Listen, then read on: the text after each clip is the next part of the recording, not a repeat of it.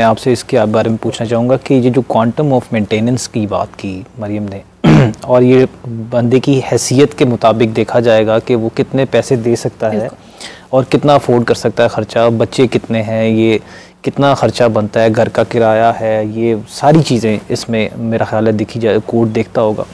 लेकिन अगर अखराजात ज़्यादा हैं और उस शख्स की कमाई कम है तो इस हवाले से फिर कानून क्या डिसाइड करता है? देखिए, इसमें सबसे पहली बात जो है ना, दो चीज़ें तो देखी जाएंगी। बंदे के उसकी इनकम कितनी है, वो कितना अफोर्ड कर सकता है। दूसरी चीज़ इसमें देखी जाएगी नीड्स क्या हैं। दोनों चीज़ों को मिलाकर कोर्ट डिसाइड करेगी। ये तो नहीं हो सकता कि अगर बंदे की जो इनकम है वो 30,000 के करीब है तो अदालत जो वो 20,000 उसका जो नानो नफ़का है वो बांध दे। ऐसा पॉसिबल नहीं है। बिल्कुल एक स्पेसिफिक क्वांटम उसका जो है वो डिटरमिन किया जाएगा according to the income of the person. के पर्सन की कितनी इनकम है उस हिसाब से फिर जो उसका नानो नफ़का है वो कोर्ट डिसाइड करेगी। ये तमाम चीज़ें शहादत मसूल होने के बाद, शहादत पजीरा होने के बाद कोर्ट फिर डिसाइड करेगी कि आया कि जो बीवी ने वो ज़्यादा क्लेम तो नहीं किया हुआ, आया कि जो बीवी ने लिखा हुआ है कि मेरा मर्द जो है वो महीने के 2 लाख कमाता है, आया कि उसकी कमाई 2 लाख है, इससे कम इससे ज़्यादा है। वो आम तौर पे होता ही है कि बंदे की कमाई 40-50 हज़ार होती है। वकला हजरात खवातीन के कहने पे, जारी बात है वकला ने खवातीन के कहने पे चलता कि हमारा जो हस्बैंड है वो तो 2 लाख महीने के कमा रहा है, 3 लाख महीने के कमा रहा है। ऐसी सिचुएशन में जीरा का जो हक है वो महफूज होता है। जीरा में तमाम चीज़ें खुलकर सामने आ जाती है। अच्छा, एक ज़ुहैब साहब, एक बड़ी मिसकंसेप्शन भी है और हमने एक कुछ दिन पहले एक प्रोग्राम किया, उसमें साइबर क्राइम के हवाले से ज़ैन कुरैशी साहब ने बड़ी एक ख़ास बात बताई। वो ये कि कुछ लोग ऐसे भी हैं जो मेंटेनेंस के केस के अंदर अपने फेक डॉक्यूमेंट्स जमा करा देते हैं या अपनी इनकम टैक्स रिटर्न जमा कराते हैं जिसमें उनकी उनका जो प्रॉफिट है या जो बिज़नेस उनका है या जितनी उनकी कमाई है वो बड़ी आमदन बड़ी कम दिखाते हैं, तो इस हवाले से भी रिलीफ ले जाते हैं। ऐसा भी देखा जाता है? अब इससे पहले आपकी बात का जवाब देने से पहले मैं अपनी पिछली बात को थोड़ा सा कंक्लूड कर लूँ कि जो क्रिश्चियन डिवोर्स एक्ट है 1869 का, वो भी क्रिश्चियन जो फैमिलीज़ हैं उनमें ख़वातीन को एलिमिनी के नाम पे जो मेंटेनेंस है वो फ्राहम करता है। यहाँ पे मेंटेनेंस का वर्ड है, वहाँ पे एलिमिनी का वर्ड है। बच्चों के लिए वहाँ पे भी मेंटेनेंस का वर्ड है। अच्छा, वहाँ पे स्पेसिफिकली लिख दिया गया है कि मर्द की कमाई का 1/5 से ज़्यादा नहीं डिक्री किया जा सकता। अच्छा, 1/5 से ज़्यादा, चाहे बच्चे हैं, यानी बच्चों का डिफरेंट होगा, खातून का डिफरेंट होगा। खातून की बात यह है कि अगर मर्द की कमाई सपोज करें 1 लाख रुपया है तो 20,000 से ज़्यादा उसका नहीं बांधा जा सकता। खातून का जो एलिमिनी के नाम पे उसको खर्चा दिया जाएगा। अच्छा, आपकी बात आ गई फेक डॉक्यूमेंट्स की। जारी बात है, फेक डॉक्यूमेंट्स तो है, एक तो आपने डॉक्यूमेंट्स कोर्ट में जमा करवाए हैं, विद स्टैम्प्स करवाए हैं, एक है फोटोकॉपीज़ आपको पता है एज इट इज़ एग्जिबिट नहीं होती हैं। लेकिन फैमिली में चूँकि कानूनी शहादत ऑर्डर जो है वो एज इट इज़ अप्लाई नहीं होता क्योंकि फैमिली का लॉस में इंक्लूसिवली मेंशन किया हुआ है। जी बिल्कुल। तो जिसकी वजह से आप डॉक्यूमेंट्स की बेस पे भी बाज़ दफ़ा जो अदालतें हैं वो फैसला जो है वो अपना सुना देती हैं। उसके लिए आपके पास रेमेडी मौजूद है। आप कोर्ट को एप्लीकेशन दे के जिस जगह से उसने वो फेक डॉक्यूमेंट बनवाए हैं वहाँ से उनके ओरिजिनल मंगवा सकते हैं, वहाँ से उनका डाटा मंगवा सकते हैं। फैमिली कोर्ट के जज के पास मजिस्ट्रेटली पावर्स मौजूद हैं। जी बिल्कुल होती है। वो समन करके गवाहों को बुला सकता है, किसी भी जगह से, किसी भी इदारे से उसका और अगर वो प्रूव हो जाए कि ये डॉक्यूमेंट इसने जाली जमा करवाए तो उसके खिलाफ एफआईआर हो जाएगी। और सब ये भी बताइएगा कि क्या प्राइवेट जो सेक्टर्स हैं या प्राइवेट कंपनीज हैं, अगर कोई शख्स ऐसी जगह पे काम कर रहा है जो प्राइवेट सेक्टर है, उससे भी रिकॉर्ड मंगवाया जा सकता है? बिल्कुल मंगवाया जा सकता है। वो बाउंड है कोर्ट में अपना रिकॉर्ड जमा करवाने। मतलब ये तो नहीं करते तो उसमें कंटेम्प्ट लग सकती है। बड़ी खास बात बताई कि जो खवातीन को के लिए बहुत ज़रूरी है आगाही कि अगर वो कोई ऐसा केस करती हैं अपने खावन के ऊपर तो वो प्रॉपर एक रिकॉर्ड मंगवा सकती हैं, अदालत के जरिए मंगवाया जा सकता है। रिकॉर्ड्स उसकी जितनी इनकम है, एनुअल इनकम है, मंथली इनकम है, तमाम के तमाम वाजे हो जाएगी कि मर्द कितना कमा रहा है और इसका फिर अदालत डिसाइड करेगी कि इसके अपने खर्चे कितने हैं और बीवी के कितने खर्चे इसको अदा करने चाहिए। अदालत अकॉर्डिंगली वो जिसका केस है वो डिक्री करती है। साहब, मैं आपसे पूछना चाहूँगा कि क्योंकि ये बड़ा अहम टॉपिक है और ख़वातीन इसमें बहुत दिलचस्पी भी रखती हैं और ख़वातीन के हवाले से ये आजकल का बड़ा अहम मसला भी है, तो इस्लाम में कोई ऐसी रिवायत या कोई ऐसा वाक़या है जिसमें ऐसा कोई मसला आया हो कि किस तरह ये तय किया जाएगा कि वो कितना ख़र्चा अपनी बीवी को अदा करेगा?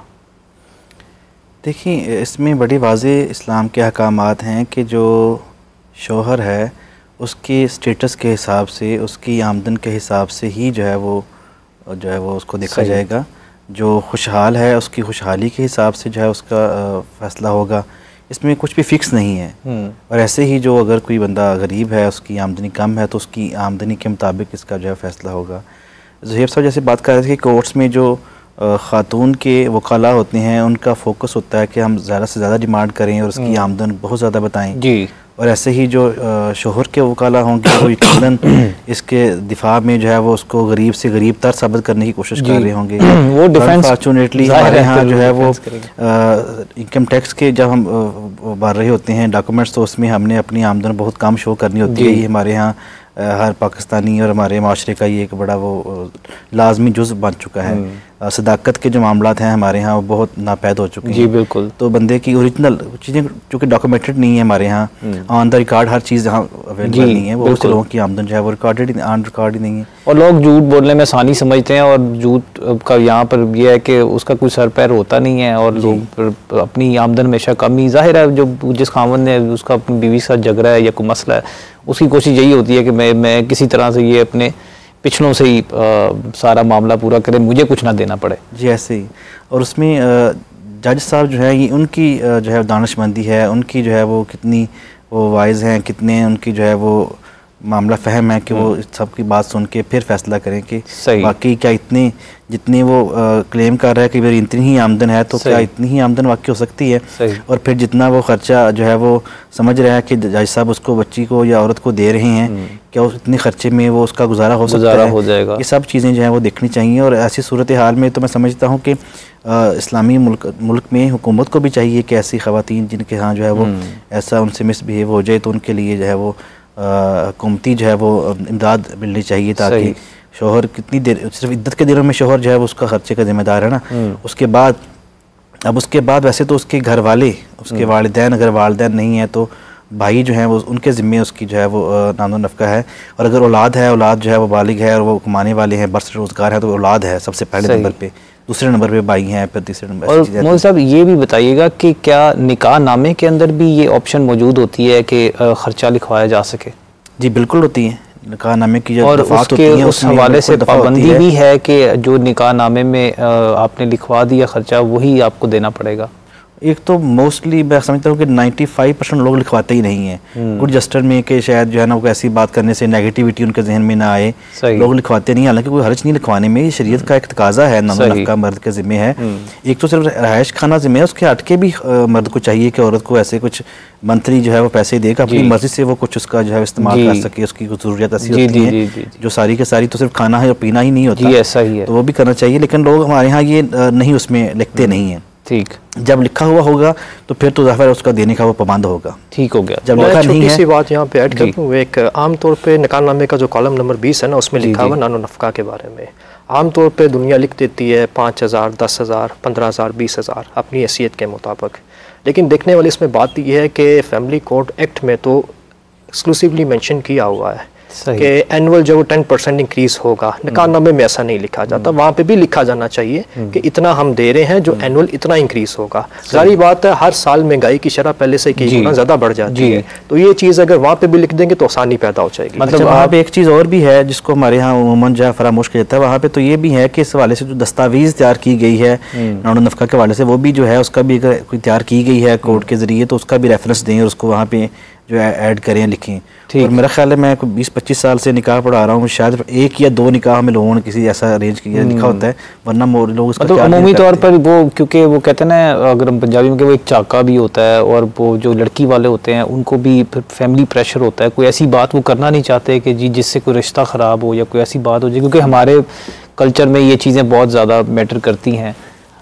मरीम आपसे पूछना चाहूँगा कि अगर इद्दत के दौरान क्या हकूक़ है ख़र्चे का, और तलाक़ के बाद जब तलाक़ हो जाती है बिल्कुल तो उसके बाद क्या कानून कहता है?